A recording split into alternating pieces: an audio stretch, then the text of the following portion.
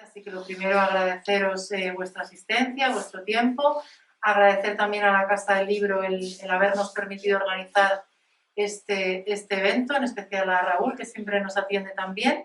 Y bueno, hoy venimos a presentar la colección Neurodiversión de Rafa Guerrero, que junto a Belén de Toro, que además está de baja por maternidad y no puede estar hoy aquí, pues han desarrollado este proyecto que nos lo va a contar mejor Rafa, que él se lo conoce muy bien, además contando con las ilustraciones de nuestro amigo Jesús López, que hoy presentamos estos dos cuentos de Viaja y Observa con Telmo.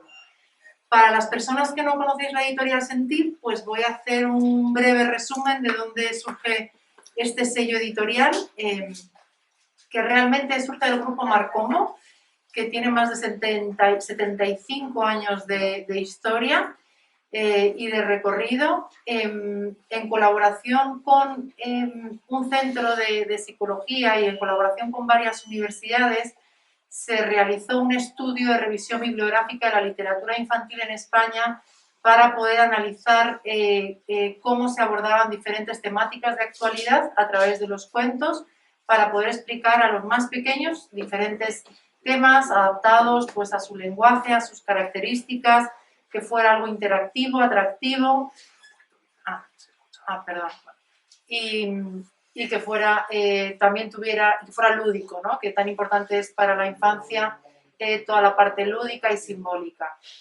A raíz de ese estudio apostamos por lanzar la colección Senticuentos, que son cuentos que abordan diferentes temas como la adopción, el acoso escolar, el abuso sexual, los tipos de familias, separación de padres, género y un largo etcétera.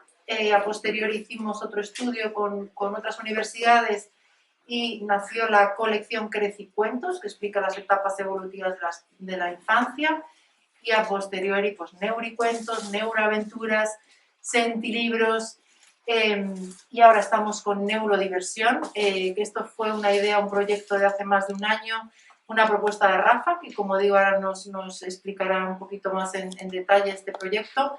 Y además Rafa Guerrero es autor de numerosos cuentos y libros de la editorial Sentir, que ya no me atrevo porque seguro que me dejo alguno, pero sí que os animo a entrar en la página web de la editorial Sentir y ver todas las publicaciones que tiene Rafa.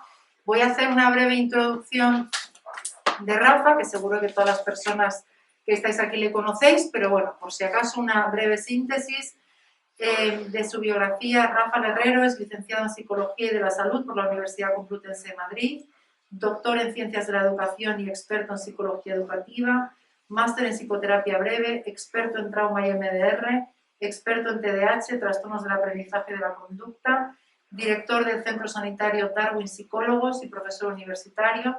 Colabora habitualmente con diferentes medios de comunicación como El País, ABC, Educar es Todo, Educación 3.0, entre otros. Autor de los cuentos, del neurocuento La mirada de José Luis, Los cuatro cerebros de Arantxa, Conoce Alegría, y de diferentes libros como Cuentos para el desarrollo emocional desde la teoría del apego, Vinculación y autonomía a través de los cuentos, y falta el cerebro del niño, yo creo también, ¿no? Estaba sí. como...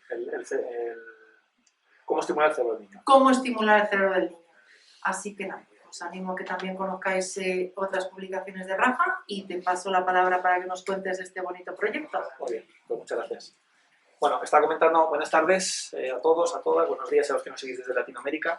Está comentando Andrea que quizás está haciendo interferencias el micro, así que ¿me escucháis bien por el fondo aquí? Bueno, ya Andrea nos va comentando si en el formato online nos escucháis bien. Y bueno, pues buenas tardes. Qué lujo y qué honor estar aquí en la misma mesa con mi buena amiga Mercedes. Y bueno, pues feliz y contento de presentar dos cuentos más, ¿no? La idea es contaros un poquito de dónde viene la historia, que veamos también algunas cuestiones prácticas que os puedan servir para vuestro día a día con vuestros hijos, con vuestros alumnos, con vuestros pacientes también, que tenemos aquí psicólogas. Y bueno, luego por supuesto dejar un turno de preguntas para que podáis consultar lo que queráis. Ya veremos a ver si soy capaz de responderlo, pero lo intentaremos. Bueno, pues como bien comenta Mercedes, que yo la verdad que me siento muy comprometido con con una editorial joven, fresca y con muchas ganas de trabajar y muy implicada con la infancia, como es Sentir, pues es cierto que algunos de los libros y de los cuentos que tengo con Sentir han venido de la mano de Mercedes y la editorial de oye, Rafa, echamos en falta esto, venga, va. Pero esta nueva colección, que tiene que ver con el desarrollo y el fomento de las funciones ejecutivas, fue una propuesta que le hice a Mercedes. O sea, los cuentos van muy lentos, Mercedes, esto ya hace ya unos cuantos años. Y le dije, Mercedes, tenemos que hacer alguna cosita para trabajar las funciones ejecutivas, ¿no? Muchas de vosotras ya me conocéis y sabéis del modelo de los 4 cerebros, que también esbozo de manera así muy básica en cómo estimular el cerebro del niño. Entonces hablamos aquí del cerebro amarillo, ¿no? De la corteza prefrontal, que es una estructura fundamental para estar adaptados, para el control de los impulsos, para la concentración, para el mundo académico y luego para lo que muchos de nosotros nos planteamos con nuestros hijos, que es la felicidad, pero que esto es lo último de lo último de lo último, ¿no? Entonces, yo le propuse a Mercedes que me parecía súper importante que desde bien chiquititos fuéramos capaces de elaborar una serie de material ahora en formato cuento para poder desarrollar distintas funciones ejecutivas. Yo siempre digo que las funciones ejecutivas son las que nos permiten adaptarnos a nuestro día a día, las que nos permiten ir al futuro, ser conscientes de nuestros errores en el pasado, ser conscientes del aquí y de la ahora, es decir, que al final el funcionamiento ejecutivo implica estar con los pies en distintos sitios, ¿no? Es decir, saber lo que ha ocurrido, saber cuáles son mis experiencias, mi aprendizaje, la memoria, todo lo que tengo almacenado, poder vivir el momento presente, ser consciente de lo que estoy experimentando, de lo que estoy sintiendo, de lo que hago, de lo que dejo de hacer, y también ir al futuro. Es decir, el famoso control de los impulsos, ¿no? Que nos preocupa mucho a las mamás y a los papás, ¿no? Es que mi hijo es muy movido, es que es muy inquieto, es que no controla sus impulsos, que en muchos puntos es un aspecto completamente normal, ¿no? del desarrollo evolutivo, y que a veces decimos, ¿qué le pasa a mi hijo? Pues lo único que le pasa a tu hijo es que tiene 2 años, eso es lo que le pasa, ¿no? Y bueno, pero que tenga 2 años no quiere decir que no, primero, como padres y como madres y como educadores, que no podamos formarnos, entrenarnos y que no podamos ir potenciando poquito a poco todo esto, ¿no? Yo creo que el cuento, ¿no? De los 4 cerebros de Arantxa también ayuda mucho a que los chiquitines puedan comprender y entender qué es lo que pasa en su cerebro, así de manera más creativa, más metafórica, más mágica, podríamos decir. Y eso nos ayuda a que podamos ir fomentando y desarrollando poquito a poco la corteza prefrontal. Claro, puede parecer que, bueno, pues con estos 2 cuentos ya está desarrollada la corteza prefrontal, pero nada más lejos de la realidad, ¿no? Los estudios de neurociencia, como bien sabéis, hablan de que el cerebro es un órgano que tarda muchísimos años, alguna que otra década, en desarrollarse, y hablan de los 20 y muchos, 30 y pocos años, ¿no? Y la última capa que se desarrolla es la corteza prefrontal, ¿no? Se desarrolla, que va de estructuras traseras a estructuras delanteras, lo último que se desarrolla es el cerebro amarillo. Y digo se desarrolla porque somos nosotros los encargados de estructurar, de potenciar y de ir marcando un poco los tiempos, ¿no? Que a veces les exigimos a nuestros hijos y a nuestros alumnos que hagan cosas que no están preparados para poder hacer, ¿no? Entonces, por eso creo que es tan fundamental, y le meto tanta neura neura también, ¿no? Pero neuro a todo, ¿verdad, Mercedes? En relación o sea, que comprendamos cómo es el desarrollo cerebral de nuestros hijos, que sepamos qué es lo que está pasando para que hagamos correctas atribuciones y planteemos expectativas que sean adecuadas y asumibles por nuestros hijos. Hablemos de chiquitines de 2 años, hablemos de chiquitines de 5 o 6 años, o hablemos de la etapa adolescente. Entonces, la corteza prefrontal es esa estructura que se aprende. Igual que estructuras más bajas del cerebro, que llamo el cerebro rojo, por ejemplo, eso es innato, eso nos viene dado, nos viene de regalo, y eso es lo que es, estamos dirigidos a sobrevivir. Luego hay determinadas estructuras, y la más compleja, sin lugar a dudas, es el cerebro amarillo, es la corteza frontal, que es la que se encarga de la gestión, ¿no? Es decir, la gestión de una empresa es tremendamente compleja. Pues imaginaos lo complejo, ¿no?, que es la gestión del sistema nervioso, la gestión del encéfalo. Entonces de eso se carga la corteza prefrontal, de eso se encarga el cerebro amarillo. Como decía, es una parte del cerebro que no nos viene dada, Es decir, que viene con una ausencia de conexiones neuronales, cosa que la zona más baja del encéfalo sí que viene muy bien conectada y muy bien dirigida a sobrevivir. Por eso los neonatos lloran cuando las cosas no van bien en relación a su supervivencia. Pero un neonato no llora porque el Madrid no haya ganado la Copa Europa. Claro, porque eso ya son lujos, ¿no? Entonces tenemos que tener en cuenta que uno puede sobrevivir teniendo una dificultad o hasta incluso una lesión en su corteza prefrontal, como es el caso de Phineas Gage, que todos conocéis, pero uno no puede sobrevivir uno no puede sobrevivir con una lesión importante en su parte más baja, ¿no? del encéfalo, ¿no? En su cerebro rojo. Por tanto, el cerebro rojo es supervivencia. Hablo del rojo y no de los otros intermedios porque es como el más diferenciado, ¿no? Del amarillo. El rojo es innato, el rojo lo recibimos desde antes de nacer, como dice Boris Cyrulnik, ¿no? Venimos a este mundo antes de nacer, y luego el amarillo se aprende. Pero claro, para que yo neonato, para que yo chiquitín de 2 meses o de 1 año lo aprenda, necesito estímulos, ¿no? Necesito tener una mamá, necesito tener un papá que me fomenten mi corteza frontal, que vayan provocando, que vayan empujando a esa interconectividad entre distintos grupos neuronales. Fijaos, 100.000 millones de neuronas tenemos en nuestro cerebro, pero claro, hay que conectarlas. No consiste en que estén por ahí aisladas, sino que hay que conectarlas. Y eso lo hacéis vosotras. Eso lo hacéis vosotras con la estimulación cognitiva. Luego veremos de qué manera se puede hacer, ¿no? Entonces, bueno, le contaba a Mercedes hace ya unos cuantos años con los inicios, ¿no? Los inicios de este proyecto, que me parece que es fundamental que no esperemos a la etapa de primaria para estimular el cerebro infantil, ¿no?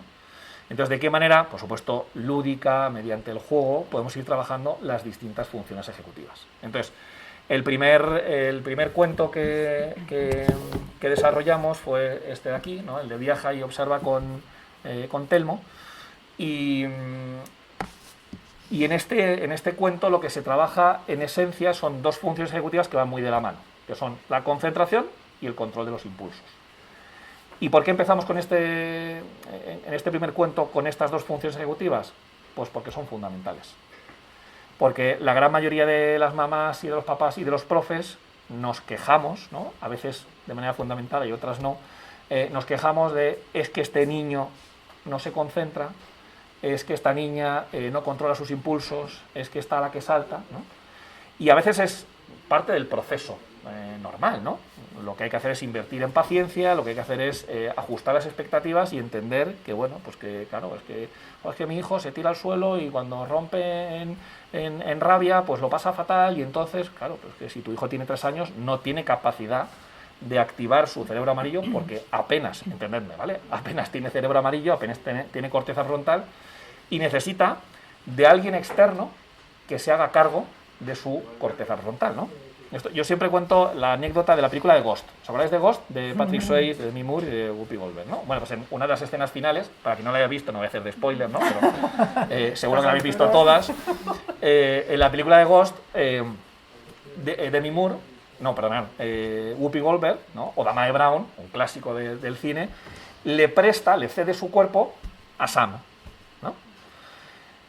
Pues eso es lo que tenemos que hacer nosotros. Es decir, en este caso no cedemos, no prestamos nuestro cuerpo, sino que prestamos nuestra corteza frontal externa, se la dejamos, se la prestamos y le ayudamos a ir desarrollando su cerebro amarillo gracias a nuestro cerebro amarillo. Ese es el objetivo. Que podamos ser Damae Brown en esos puntos y que podamos ayudar a regular sus emociones, a identificarlas, a concentrarse. Entonces, bueno, el objetivo estaba muy claro. El objetivo era presentar unos cuentos que sean dinámicos. Además, Jesús, que yo soy súper fan de Jesús, ¿verdad, Mercedes? Siempre pido a Jesús para los cuentos. Jesús lo hace de manera maravillosa y me encanta, ¿no? Como ilustra. Y entonces lo que quería eran ejercicios, junto con Belén, queríamos ejercicios para poder trabajar estas funciones ejecutivas. Entonces, para mí y para Belén, los autores de este cuento, las 2 más importantes son la concentración y el control de los impulsos. Claro, esta colección va a seguir, estos son los 2 primeros, pero sigue porque hay funciones ejecutivas para dar y tomar, ¿no? Entonces estas 2 primeras van muy de la mano. La concentración, por definirla un poquito, y luego vamos viendo qué cosas podemos hacer, La concentración consiste en la capacidad que tenemos de focalizar, es como un foco. Yo siempre digo que la concentración es como la capacidad que tenemos para focalizarnos, para centrarnos en una tarea. Claro, imaginaos el foco que tiene un niño o una niña de 2 o 3 años. Es un foco, que no digo que no exista, porque claro que existe, pero es un foco cambiante. Es un foco que ahora estoy aquí, pero a los 2 segundos estoy ahí, y ahora me llaman por acá, y es decir, es una verdadera locura, ¿no? Es un caos absoluto. Entonces, por eso es tan importante que tengamos adultos, que tengamos mamás, que tengamos papás, profes, que nos ayuden a enfocar. Claro, como todas las funciones ejecutivas y como todo lo que hay en el cerebro amarillo, en la corteza frontal, se aprende, yo como niño de 2 años, de 3 años, de 5, de 7, me da igual. Luego hablamos, si queréis, de las dificultades de aprendizaje. Claro que esto ralentiza mucho más. Yo, como niño de 3 años, necesito tener a una Odamae Brown que ejerza de corteza frontal y que me diga, fíjate cómo son los ojos de Hugo. ¿De qué color son los ojos de Hugo? Fijaos qué instrucción tan sencilla, tan concreta y tan directa. Entonces, lo que yo estoy haciendo al niño es cogerle la cabeza y decirle, fíjate cómo son los ojos de Hugo. Son azules. Eso es conectar las neuronas de su corteza prefrontal para que deje todo lo que no sea los ojos de Hugo, cuál es el color de los ojos de Hugo, a un lado, y que se focalice y que se centre en sus ojos. Que constantemente se le va a ir la mirada y la atención a otros. Luego vemos la diferencia entre atención y concentración, que a mí esto me gusta mucho. Sí, claro, normal que se le vaya. ¿Por qué? Pues porque a lo mejor ahora mismo no le interesa ver de qué color tienen los ojos Hugo. Pero en ese ejercicio de constantemente ir moviéndole literal y a veces metafóricamente la cara, decir, mira, fíjate bien de qué color, o vamos a colorear, ¿no? Pues ten cuidado, no te salgas, porque ahora estamos coloreando el enanito y hay que tener cuidado, ¿qué color vas a utilizar? Y les vamos dando instrucciones a nuestros niños, ¿verdad? Eso es trabajar la concentración. Venga, y ahora, ¿qué color vas a utilizar para colorear el vestido de la chica? Y entonces, no vale un color cualquiera. Tienes que pensar muy bien. Entonces, coge este color. ¿Seguro que vas a utilizar el color verde? Y entonces vamos relatando, vamos explicando y vamos poniendo en palabras, muchas veces, lo que él decide o hasta incluso sus impulsos. Entonces, lo que se trata es de hacer consciente los impulsos. ¿Has cogido un color al azar? Oye, que a veces toca coger un color al azar, que no pasa absolutamente nada, ¿no? Pero cada vez que yo le voy narrando y le voy explicando todo esto, le voy haciendo conciencia de todo lo que está haciendo. Y a medida que yo, como niño pequeño, voy aprendiendo y voy siendo consciente, voy integrando y voy interconectando mi encéfalo. Y voy conectando las estructuras superiores, que son las más racionales, las más cognitivas, las más humanas, podemos decir, con las estructuras más bajas, que son las más instintivas, las más reactivas y las más animales. Sí, que nosotros dejemos de ser animales, por supuesto. Entonces, eso es concentración, la capacidad de focalizar. Pero claro, decíamos que unido a la concentración está el control de los impulsos. Entonces, el control de los impulsos, yo siempre digo que son como cuando yo estoy concentrado, estoy focalizado en los ojos el color de los ojos de Hugo, las voces que yo escucho que me resultan mucho más atractivas que en esto que me está diciendo mi madre. Ese es el control, la capacidad de que yo diga, céntrate, que yo me diga a mí mismo, céntrate en el color de los ojos de Hugo, eso es control de los impulsos. Es decir, como estáis viendo, la concentración y el control de los impulsos o van de la mano o no llevamos a cabo buena tarea. Ejemplo de los chicos con TDAH. Empieza la clase, viene la profesora de lengua, estamos en 5º de primaria y el chiquitín con TDAH tiene muy buena intención y es, venga, céntrate, ¿vale? Y empieza la profe la clase y entonces yo estoy focalizado en la profe. ¿Qué ocurre? Que a los 30 segundos me llaman, Rafa, dime, y he cambiado estímulo A por estímulo B. De aquí me llaman a otro sitio, de aquí ahora me pongo a pensar en... Entonces, ¿yo tengo foco? Sí. Claro que tengo foco. ¿Yo tengo un problema en la concentración? No. Lo que pasa es que tengo un problema para controlar mis impulsos. ¿Sí? Mi problema no está en la concentración. Yo siempre digo que los chicos con TDAH no tienen ni problemas en la atención ni en la concentración, a pesar de que el diagnóstico sea trastorno por déficit de atención. No estoy de acuerdo en que tienen déficit de atención. Y tampoco en la concentración. Donde tienen un problema es en controlar los impulsos.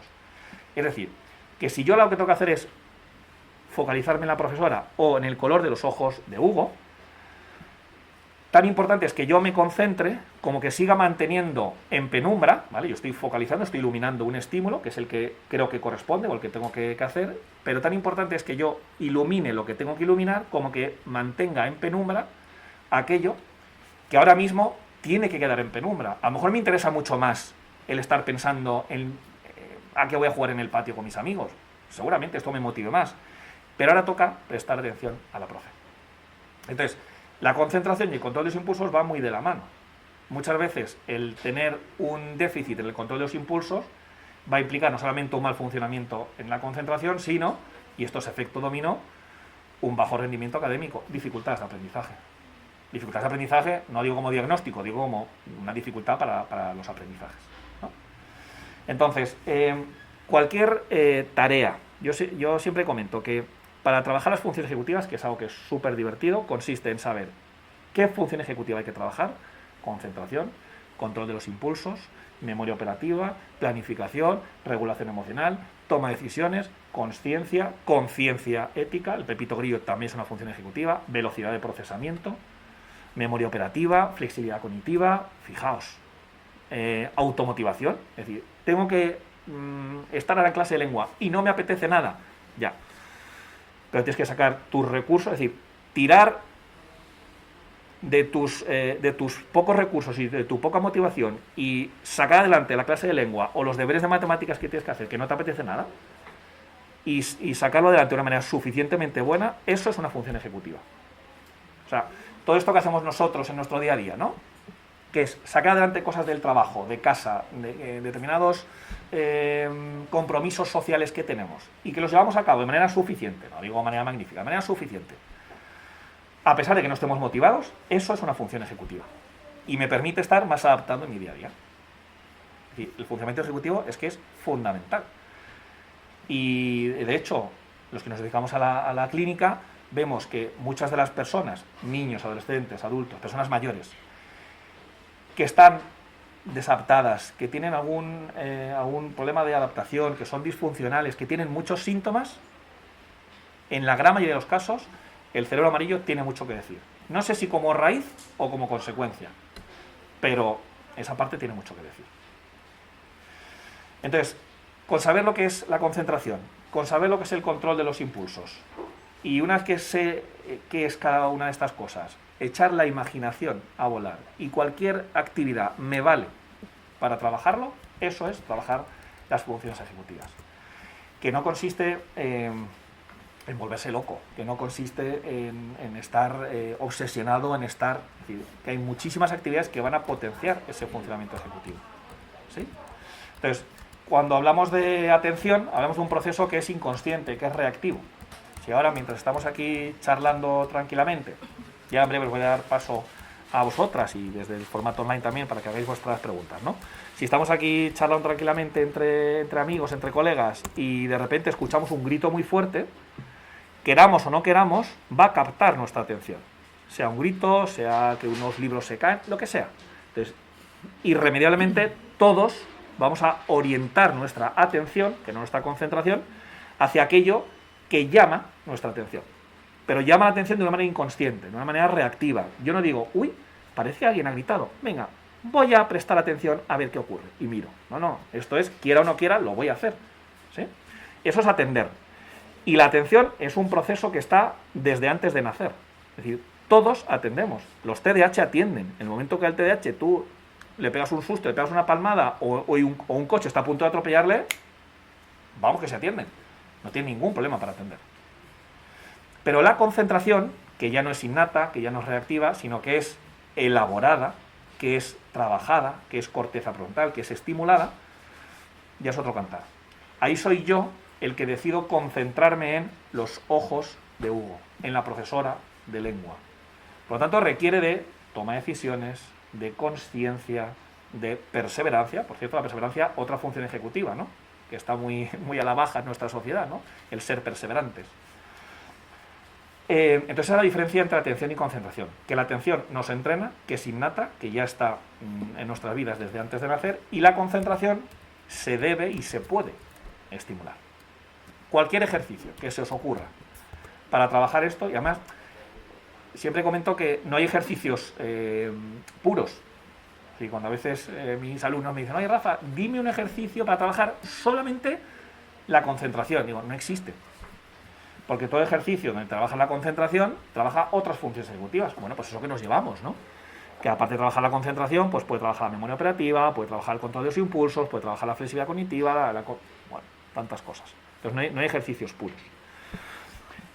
Bueno, eso sería respecto al primer cuento, ¿no? El de viaja y observa con Telmo, que sobre todo es para trabajar concentración y control de los impulsos. Vais a ver que hay ejercicios que claramente decís, jo, esto sobre todo trabaja la concentración, pero vais a ver otros ejercicios que podéis tener duda, ¿no?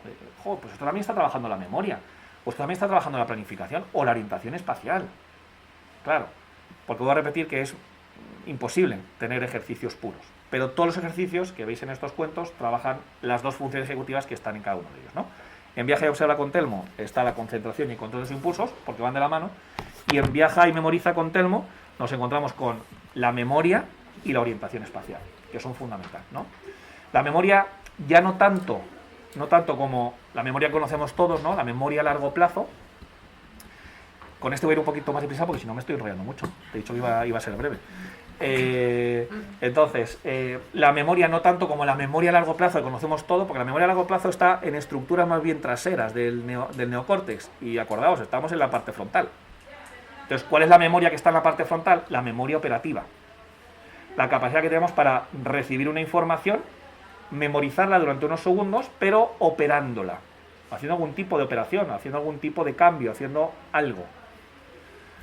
No es te doy una información, la mantienes y luego me la repites, porque eso es memoria de loro, ¿no? Memoria repetitiva. No, aquí tiene que haber una operación. Por eso también se le llama memoria operativa o memoria de trabajo, porque trabajo con la información que me estás dando.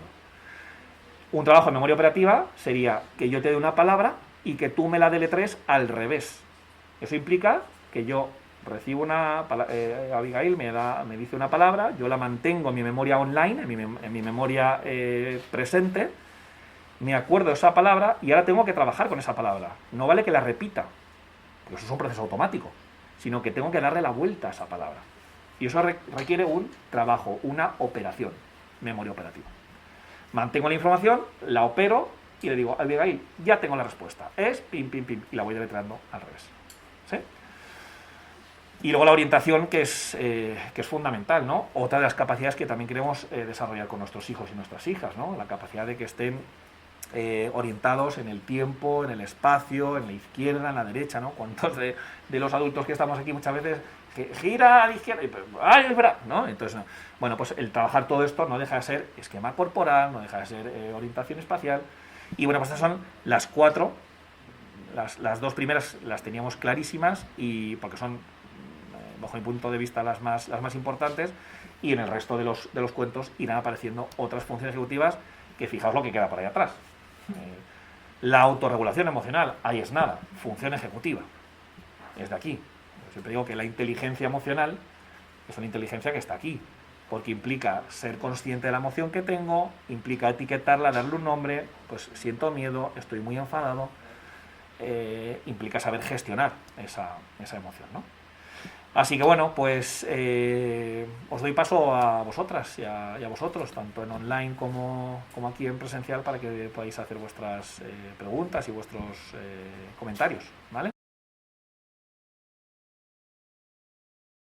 Me encantaría ser Oda Mae Brown, pero no me pone tan al límite con sus impulsos que en ocasiones pierdo la paciencia.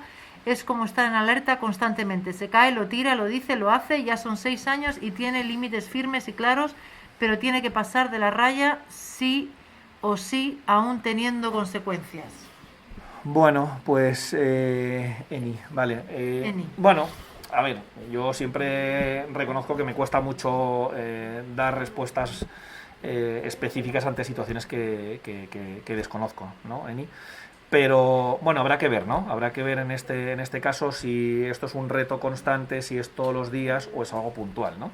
Es decir, que estamos hablando de un chiquitín, una chiquitina de 6 años, y que tenga momentos puntuales, que no es el día a día, ¿no? Donde hay mucho reto, hay mucho desafío, donde hay mucha dificultad para que se centre en los estudios. Si esto es puntual, en un chiquitín de 6 años no me preocupa lo más mínimo. Donde sí que no es que me preocupe, ¿no? Pero donde sí que tendríamos que hacer algo y donde tendríamos que intervenir es cuando esto se convierte en algo que es constante, ¿no? Es decir, que siempre comento que entre los 5 y los 7 años ya existen unas aplicaciones cerebrales, ¿no? Pues elaborar así una especie de paralelismo con los dispositivos tecnológicos, unas aplicaciones cerebrales que nos permiten un mínimo de concentración, un mínimo de control de impulsos, un mínimo de planificación, pero es un mínimo. Es decir, no le puedo exigir a un niño que está en primero de primaria que constantemente esté concentrado, que constantemente controle sus impulsos y que regule sus emociones. Es que tiene 6 años. Entonces, si esto, Eni, es algo que se da habitualmente, yo lo que te recomendaría es que consultes con un profesional, ¿no? Y que evalúe bien la situación y a lo mejor resulta que no es nada preocupante porque no es tan habitual. Bueno, habrá que ver esas circunstancias, ¿no? Pero os animo, igual que no hace falta que os anime a que si os duele la pierna vayáis a consultéis con un médico, yo sí que os animo, porque esto lo tenemos que hacer, ¿verdad? Os animo a que si tenéis algún problema, si tenéis alguna duda, que si tenéis alguna situación que no sabéis gestionar, que es normal, que nos pasa a Mercedes y a mí con nuestros hijos, porque no venimos enseñados ninguno, pues que consultéis con un profesional, que no hay ningún problema, al contrario, que demostréis vuestra valentía y que demostréis vuestra necesidad de ser ayudados como especie social y dependiente que somos, ¿no? Pues nos vamos a ir a la última pregunta, Araceli. ¿Qué estrategias planeáis para trabajar funciones ejecutivas cuando tenemos alumnos con dificultades de aprendizaje severas, donde la imaginación y suspensión están muy limitada? Claro. Bueno, pues una vez más, Araceli, aquí de lo que se trata es de que cada uno adapte sus recursos, su implicación, ¿no? Y su material, podemos decir, a las circunstancias que tiene. Desde luego que no es lo mismo cuando hablamos de trabajar funciones ejecutivas con tu hijo, ¿no? Que estás tú tranquilamente con tu hijo trabajando, leyendo un cuento, que cuando tienes que hacer con un grupito pequeño de 5 o 6 que cuando estás haciendo con toda tu aula, ¿no? Entonces, claro, si hablamos de alumnos que tienen dificultades de aprendizaje severas, como estás comentando, claro, yo estoy diciendo, trabajemos el cerebro amarillo cuando el cerebro tiene un desarrollo que tiene un orden muy concreto. Es decir, primero viene el rojo, que es supervivencia, luego viene el verde, que es la parte emocional, luego viene el azul, que es conocimientos y memoria, y luego viene el ejecutivo. Entonces, igual que os recomiendo que si en algún momento vais a edificar, que no empecéis por el ático, cerebro amarillo, pues aquí os digo lo mismo, ¿no? Lo que está comentando Araceli. Estos alumnos que tienen graves dificultades de aprendizaje, que tienen significativas dificultades de aprendizaje, tenemos que ir a escalones más básicos. Es decir, estamos hablando de aspectos de supervivencia y estamos hablando de aspectos emocionales. Y seguramente eso es lo que esté o lo que pueda estar afectando, ¿no? en estos casos. Entonces, más que irnos a funciones ejecutivas, que esto no quiere decir que lo abandonemos, ni mucho menos, es ir en ese orden de colores, en ese orden, ¿no? de estructuración.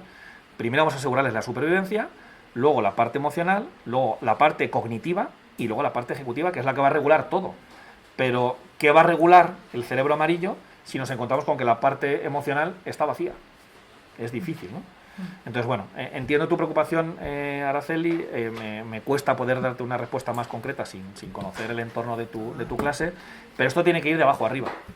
Esto tiene que ir de abajo arriba, ¿no? No podemos pretender trabajar funciones ejecutivas como, no digo que no se trabaje, pero como objetivo principal, no vas a trabajar la concentración, pero fíjate qué dispersa. Bueno, pues a lo mejor esa dispersión se debe a un problema emocional, se debe a una necesidad emocional que no está siendo cubierta por mamá y por papá.